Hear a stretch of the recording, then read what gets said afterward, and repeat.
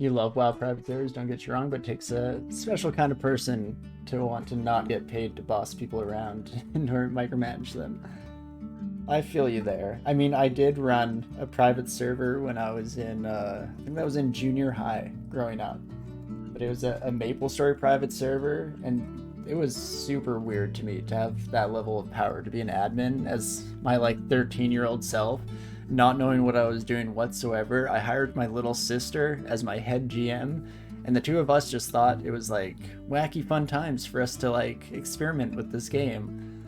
And then I suddenly had people applying to become GMs in my game, and I was like, these people's quote unquote boss. And so that was a weird thing where they were way better at their job than I was. But I guess that's just the way that it works.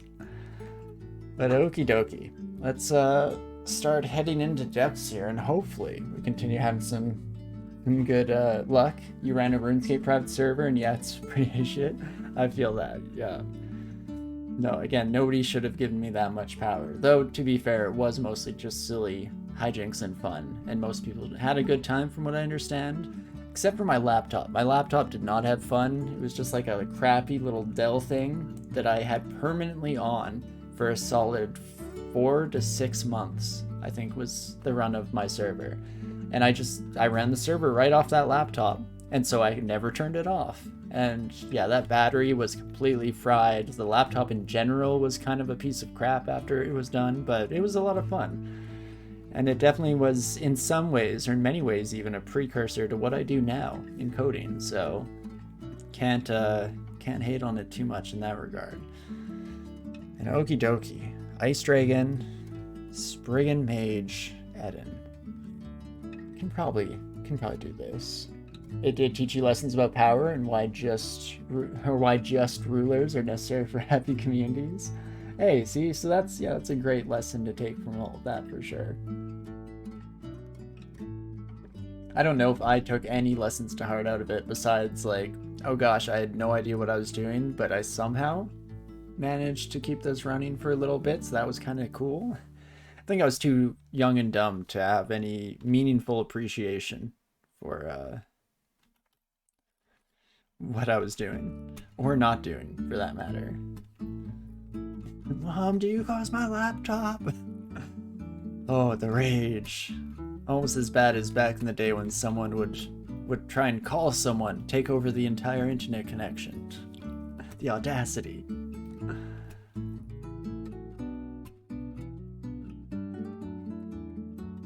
Okie dokie. Not too bad as we start off in depths here. Getting another Blinking Scroll is absolutely huge as well. That Earth Shaman might be a bit of an issue, but we could, I guess, even just switch over. Becoming a literal dragon. Get wrecked. There we go. Yeah, if we kind of just keep swapping between options here, I feel like we can make this work. I can also hit 12s. Now it's just unarmed combat on. I should probably train something. Oh wait, air magic did get up to 10. Oh my gosh. Does that mean, maybe, just maybe, is the Pikachu dream real? Stormform is at 12%. I guess that's fair. It is level 7 over statue forms level 6. Would require a bit more training. Okay, I get you, game. I see you. I see you. Might also try and think about bringing in Spellforge Servitor, because that went super well for us last time. But for the time being, let's pop in here and let's actually train Transmutation, since that benefits us just across the board everywhere. And then we'll see if we have to go back to Air Magic as well to get things popping. But we'll give it a good old college try here. We'll give it a shot. I don't have any fire resistance, huh? Double checking that I didn't accidentally pick up any artifact rings. Doesn't really look like it though.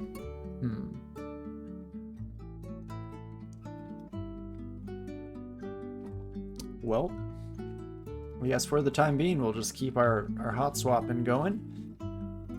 And very least should work out for us. I will switch back right away, I feel, just in case. I'm more worried about getting like insta abyssed than anything else. I didn't even realize that earlier against the Ice Dragon we weren't cold resistant at the very least. I thought that that's what I was used to, kind of hot swapping back and forth between, but hey, not the end of the world. It's working out so far, even if just barely. And hey, Rubbery, how's it going? Thanks to the hydrate. Perfect timing. We did just refill. So let's take a second before we get ourselves killed too quickly here, shall we?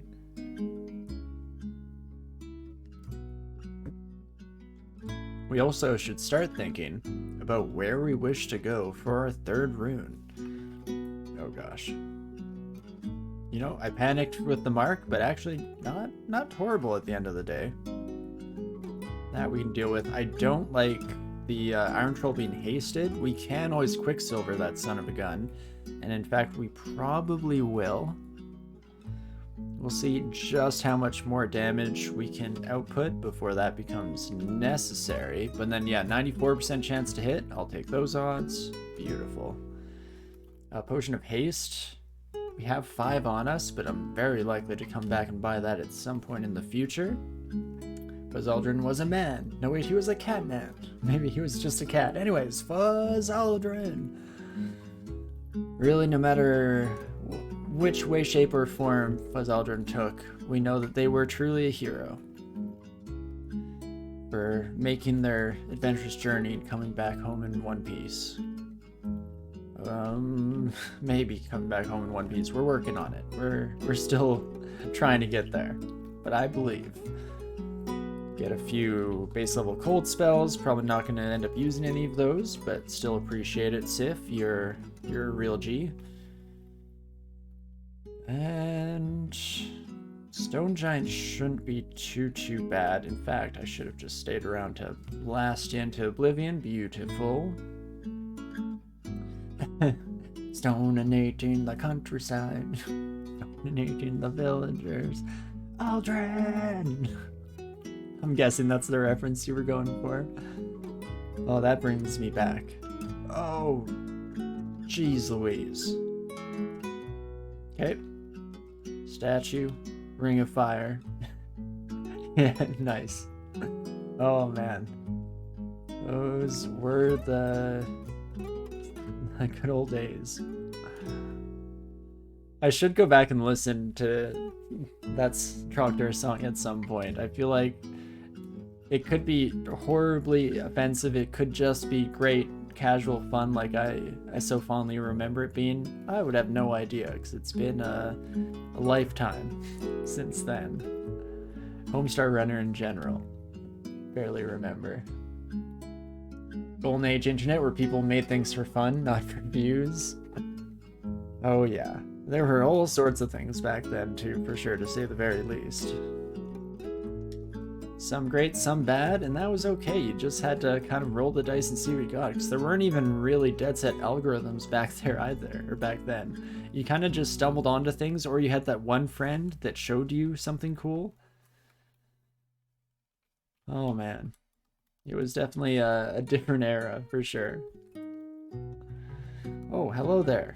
Let's definitely not have my Ring of Fire on. That is terrifying. In fact, I'd like to bring you home to meet the family. Just bring you upstairs real quick. Perfect. By which I mean slightly terrifying, but still going well. Oh my gosh. Apparently that's all this floor is frost giants galore. Why, hello there. Not too shabby. I guess I should pop upstairs to rest. That's a mistake I've made on a couple of these runs in the past and very much live to regret. But that's much better. We're up to 2 scrolls of magic mapping as well. Wonderful. There we go. Now it's a bit safer for me to just rest down here. We'll switch back to willpower just in case. Don't know what to expect. And should probably put on that Ring of Fire or just murder you. That's cool too. In fact, better in many ways. And then you, my friend, will kill the old-fashioned way. Just beautiful. Remember, you're trying to send hydrate whenever you think I'm in danger. Lesson, Felids are in danger much more than once per 5 minutes. Fair enough. I appreciate you attempting to save me from myself. I realize that it's not always gonna work out. Because I think that that is an impossible journey. That's like Hercules' 13th task, if I had to guess, was keep Torinski's Felids alive. Just well and truly impossible, as deigned by the gods. But I appreciate the effort you put into it. One day we'll get there. And yeah, I can only imagine how often our Felids are in danger, to say the least. Let's definitely stay in statue form as much as we can. And run around and slap this buddy real quick. Fantastic, not too shabby at the end of the day here. Boss level, your first meme you saw was kitty cat dance, and that should have to your friend and you roll in for like half a day.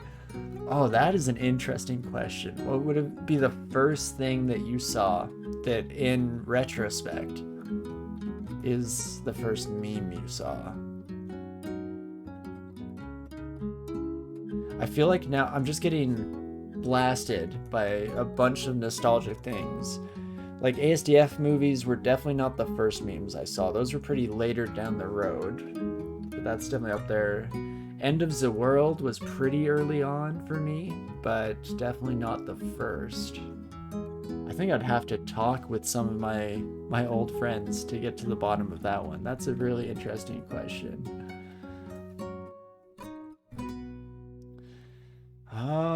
Can I kill this dang old fire spirit before they become an issue? Yes, I can. Yes, I can. And then we'll just poison these sons of guns real quick. Spriggan's really not too much of an issue on a character like this, fortunately. Love to see it. Ring of Fire. Definitely should put on, though. Lovely. That's much more better. Oh gosh, Ring of Fire, come back. I still need you. And beautiful. And I guess it never ends. More fire. Ooh. You've got to be poison immune, if I had to guess, right? Just resistant, but same diff. Okay, yeah, that hurt. That hurt too. Thanks, Rubbery. Yep, perfect hydrate.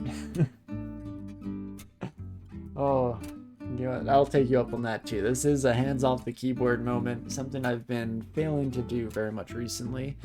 How do I just have one extra life or two? I have 2 extra lives. So would I rather hold on to my my blink scrolls?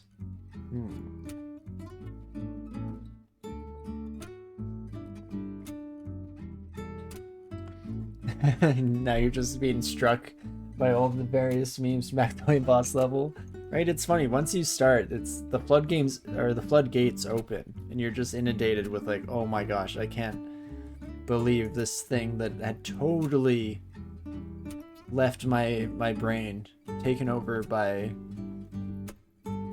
different things that whatever random crap my brain deemed was important at the time. That's how I'm feeling right now. I'm just being inundated with all these tiny like semblances of memories, these fragments of what may or may not have even been real events. A bit of nostalgia is always good, and a stretch from Colgate as well. You know what, I'll take you up on that. Should almost do like a legitimate stand up. Get one of those, nice roll back of the shoulders. You know, do some jumping jacks. All that good stuff. What was my first memory, or should I say mental scar from 4chan? So I was very fortunate that I was never kind of introduced to 4chan until after it had already had its reputation tarnished to the point of where I had no interest in looking at it. I will say there were probably other websites that I got scarred from. In fact, probably many websites I got scarred from. But I can't even remember. There was one that was like a precursor to YouTube. It was a video sharing platform. Probably around the same time, actually, like 05, 06. But it had way larger range of content, including just horrible things. I consider myself very lucky in general that I was never exposed to too many things that I am scarred to this day, or scarred by to this day. Especially since I had friends who fortunately wouldn't trick me into stuff like that. They would just tell me like, hey, you want to watch this video of like this horribly disgusting thing? And I'd say, no thank you, I'm good. Never had too much of a drive to experience everything the internet had to offer. But what about you? I feel like you're speaking from experience there. What have those eyes seen? What horrors have befallen you? And speaking of that, me leading more qualified people, Linus Torvalds said something about that. Oh yeah? I don't think I recognize Linus Torvald even.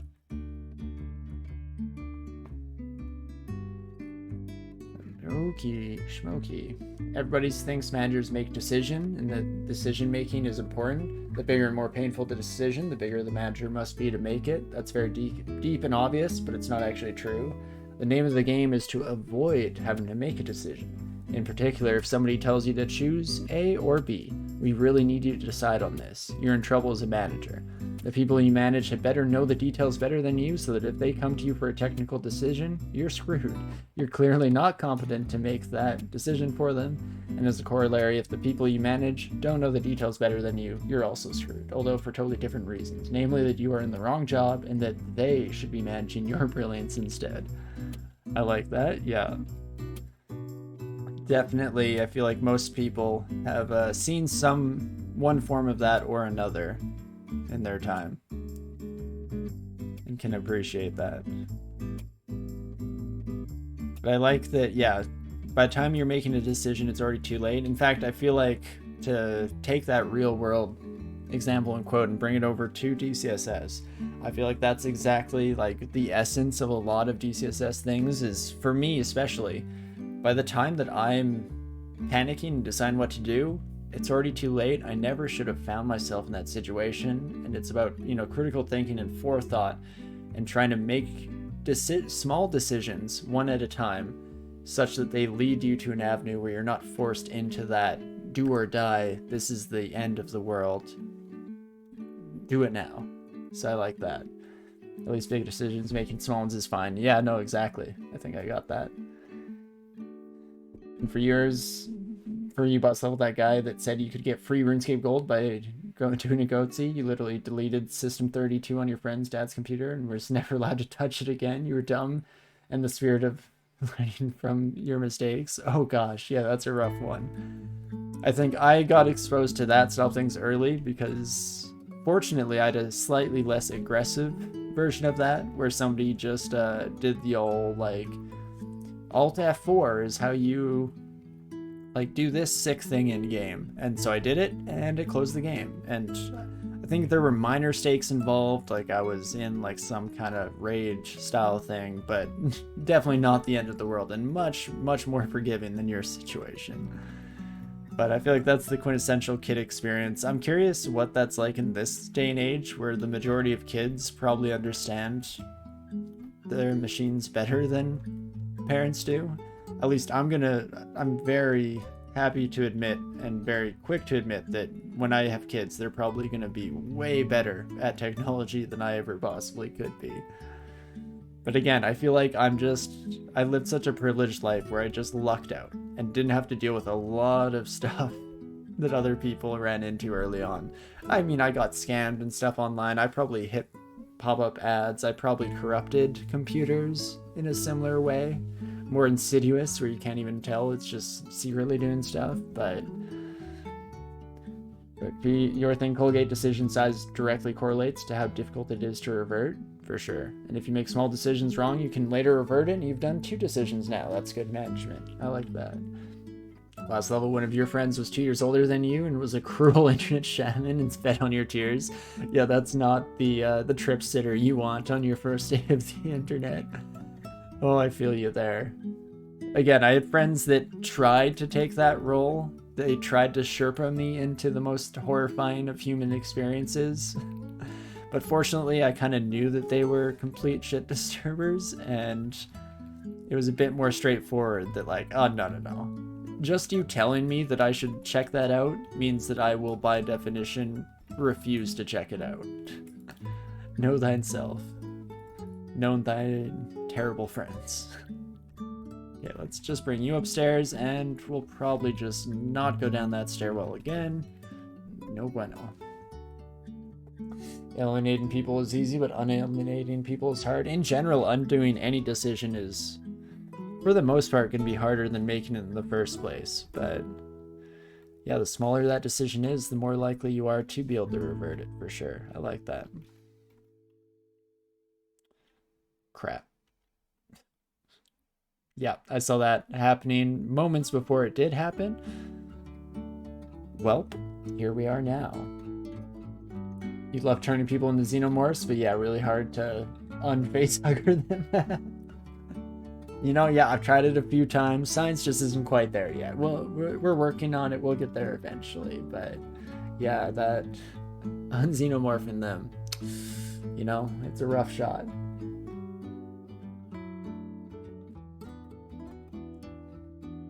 Yep, that's what I was afraid of. Oh, what I should have done, probably turn myself into a dragon.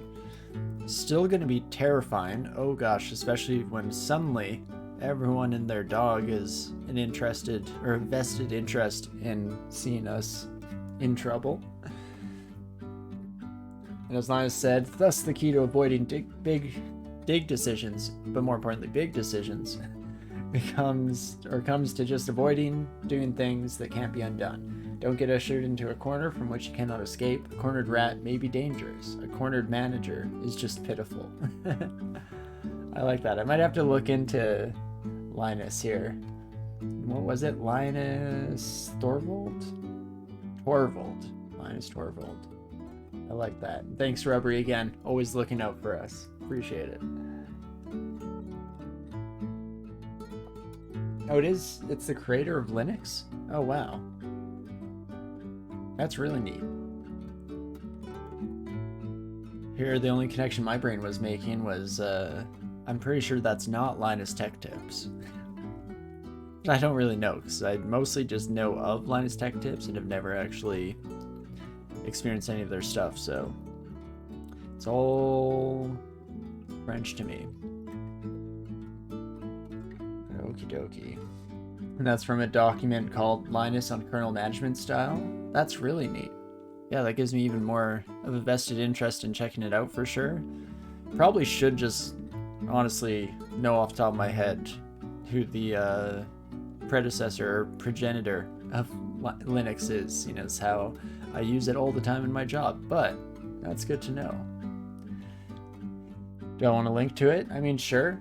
I'll have to find it myself after stream anyway, because I'll probably wait for that, but never really harm in posting it and giving more people access to interesting thought experiments and patterns. Always a big fan.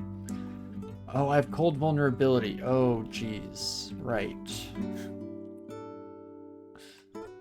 We have fun here. Well,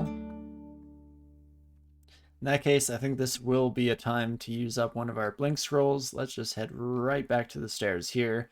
Seems like we've gotten a decent amount of attention, so I'm guessing this stairwell is actually looking better this time around. And while it's dangerous, might just be a life since Blink doesn't always escape work this time. That's thing you just have to believe. But no, I was concerned because we were already constricted by this buddy. But I don't actually know what the odds are there. I feel like I've just been lucky and they're worse than my brain thinks they are. Because from my perspective, it feels like it's a 5, maybe max 10% chance that it fails. Potentially even less than that, seeing as how I've blinked out of constriction many a time, and I think I've only failed it twice in my entire time playing. You've heard that the blink effects give you 2 chances to escape. Oh, interesting. Yes, that's... I still don't know the rate of escaping constriction in the first place, but I'm going to pretend that I'm smart and pretend to think, you know, do some quick calculus, some quick numbers, and I'm going to guess that's like 12%. You'd have to confirm and don't know the rate of escape either. No, the important thing to know is that it's not a complete get out of jail free card. That's definitely the best part of the lesson to take from that and make sure to bring forward into the future, or at least to be cautious of, you know. And shh, don't bring that evil in this world. Fuzz Aldrin will live. Oh, regardless, Fuzz Aldrin will live. It's more about how interesting, how exciting Fuzz Aldrin's life is going to be, right? Right, folks? We're all on the same page that we're definitely going to survive. Not a single doubt in my mind. It's going to be beautiful. We're going to have a happy family, a happy life after this. How could it possibly go wrong? Well, let's bring you upstairs, my friend, and we'll just... You know, I was actually going to do more irradiate on you, but you are surprisingly resilient, my friend. What the heck was even that? In that case... What can I do? Greatsword of Protection. Oh, that's fun. Oh, I guess what I should do is blast you off like that. That works. Yeah, Constriction is 2 escape attempts, or Blink is. Yeah, definitely. Don't be mean to Kitty. Yeah, they have honestly enough troubles as it is. They're being piloted by me after all here. And man, this son of a gun is resilient. There we go. Fantastic. And Quicksilver the Haster. Yeah, wasn't too worried about it there, but definitely thanks for the reminder. Always good to keep it in my head. And yeah, I'm not losing a life. I'm actually going to live on a nice farm in the countryside with all the other Felids. See, I'm glad we're on the same page. You get it. It's all going to be happy. That's where Fuzz's parents went. Fuzz has always heard that he might even run into Cataly Portman at the farm. Hear that Cataly Portman had a residence taken up in the same farm. So, you know, it's just dream big. That's the plan. Seems larger size gives a bonus to escape in Constriction, Dragon being huge, and successive attempts get a bonus. So yeah, I guess it's kind of hard to nail down a flat percentage regardless. And also means that I should be more scared of it as a cat because we are unfortunately tiny size. But hey, ignorance is bliss. As long as I just believe hard enough, I don't have to worry about the truth of the matter. And instead can just hold on hope for the future. It's just beautiful. Okie dokie. Get cold resistance out here. Oh, and hello there, my lich friend. Son of a lich. Definitely not too shabby dealing with these sons of guns, even though it could have gone a heck of a lot worse. In fact, hold up, I'm breaking one of the cardinal rules.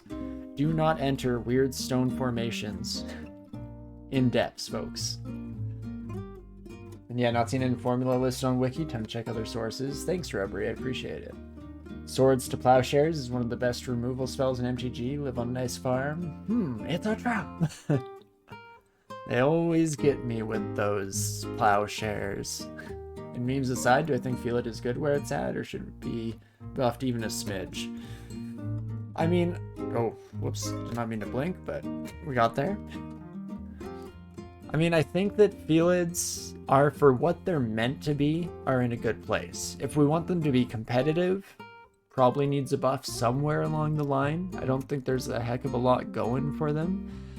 But the way that I view Felids is very much as more of a, like, fun challenge run, almost like how mummies more so used to be, but still are to a certain extent, where there's no real reason to go for them in a normal game unless you specifically want to, like, kind of experiment and have a good time with it. Plus 2 glaive on you, my friend. I definitely waited a little bit too long to start actually thinking through my decisions here, but that's fine. In fact, let's blink. Let's blink again. Oh gosh, that's worse. Now this might be us losing a life. Let's read a teleport. I'm also going to start some poison going. And that is a beautiful teleport. Thank you so much, DCSS, for hearing my prayers. Never didn't have it. And oh, how mummies have fallen. Once upon a time, the strongest race. To be fair, they're at least better off now than they used to be. Or I guess, no, never mind. They're worse off now than they used to be. Back when hunger was around, that was like a big selling point on the mummies, that you didn't have to worry about hunger. Now it's pretty much just the undeath status for if you're dealing with a lot of torment. you know, if you're going extended or if you're doing like a Mega Ziggurat run or something. But no, in general, yeah, Mummy's definitely a bit more of a challenge run than a competitive one. In 0.27, stealth penalty for Felids using blade hands got removed. That is really funny. I think that should be put back in. I get that it's more of a balance thing, but from an immersion thematic point, I love the idea that when your paws are swords, you just click, click, click, click, click, clang, clang, clang. Back when hunger and enemy spawning were around and victory dancing. Yeah, back in the old days.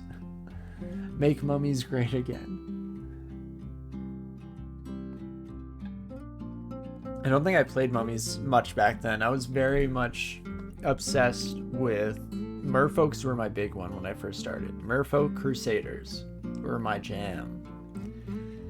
Occasionally trolls. I liked mountain dwarf fighters because that was just like the best I could do performance wise in a run, even though it's not as interesting. What a time. Definitely a very different age for DCSS. Especially, yeah, as we mentioned earlier, there was the victory dancing, which I'd completely forgotten about until today. Then I'd also kind of appreciated being struck by the memory of trying to find secret doors and that being just a pain in the butt. But hey, no Zot clocks. You just had to worry about if you ran out of the like 20 different types of food that were clogging your inventory. And otherwise, you had all the time in the world.